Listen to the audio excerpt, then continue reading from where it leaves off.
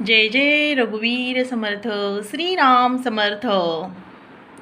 समर्थाची या सेवका व कृपा आहे, असा सर्व भूमंडळी कोण आहे, विचारे तुझी तुझं शोधून पाहे. आहे का हो कोणी आपल्या परब्रह्मासारखं ह्या पृथ्वीवर? आहे का? विचारून बघा पण तुमच्या मनाला. किती रिश्ते नातेवाईक आहे, आई बहिणीचं, आई आहे, आपली बहीण आहे, नवरा आहे, भाऊ आहे. या प्रत्येक नात्यामध्ये तुम्हाला तेवढं सुख भेटतं का? जितकं सुख तुम्ही तुमच्या देवाची पूजा करता तेव्हा जेव्हा तुम्हाला तुमच्या मनाला शांती भेटते है ना. आणि जेव्हा तुम्ही तुमच्या भगवंताची देवाची पूजा अर्चना करता तेव्हा तुमचं जे मन जे प्रसन्न होतं, तसं तुमच्या नाते रिश्ते वाईक जे आहेत त्यांच्याकडून जी तुम्ही अपेक्षा करता, हे तुम्ही त्यांच्याशी बोलल्यावर जे तुम्हाला जितकं मन समाधान होतं तितकं मन समाधान तुमचं देवाचं पण केल्यावर दोन्हीत फरक आहे ना. सगळ्यात जास्त मन समाधान कशामध्ये होतं आपल्याला? आपल्या देवाचं भगवंताचं पूजा अर्चना केल्यावर आपल्या मनाला कसं वाटतं? एकदम प्रसन्न वाटतं, बरोबर आहे. आणि आपल्या सद्गुरूंची पूजा करताना आपल्याला नारळ लागत नाही, फूल लागत नाही, अगरबत्ती लागत नाही, काही लागत नाही. फक्त हा देहस्वरूपी देह आपल्याला काय करायचा आहे? समोर मांडायचा आहे. आता तुम्ही म्हणता देह मांडायचा आहे म्हणजे नुसतंच बसू नका, बरोबर आहे.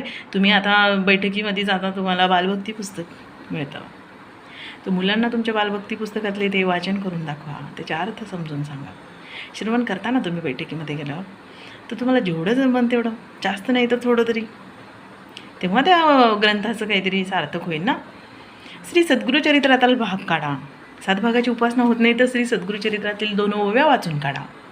संस्कृत आहे, थोडंफार नाही समजत पण वाचून तर काढा, बरोबर आहे. तर अशा प्रकारे तुम्हाला जसा जेवढा वेळ भेटन तुम्ही एक कमीत कमी 10 मिनटं फक्त तुमच्या देवासाठी, आपल्या परब्रह्मासाठी जर दिलाल तुम्ही, तर काय होईल? बघा किती मनाला तुमच्या समाधान वाटेल, खूप छान वाटेल तुम्हाला. बघा तुम्ही, आजकाल कुठलाही खरा रिश्ता राहिला नाही. मुलीला माहेर एकदा लग्न करून दिले की संपलं. आहे का तिला? हो आहे तिला तिकडं जायला? तिला बोलवतं कोणी?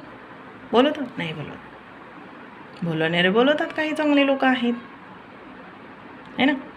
सर्व प्रकारचे लोक आहे ह्या जगामध्ये. कोणताही रिश्ता आणि कुठलाही चांगला नाही. नवरा बायकोचा रिश्ता चांगला आहे, तोही चांगला नाही.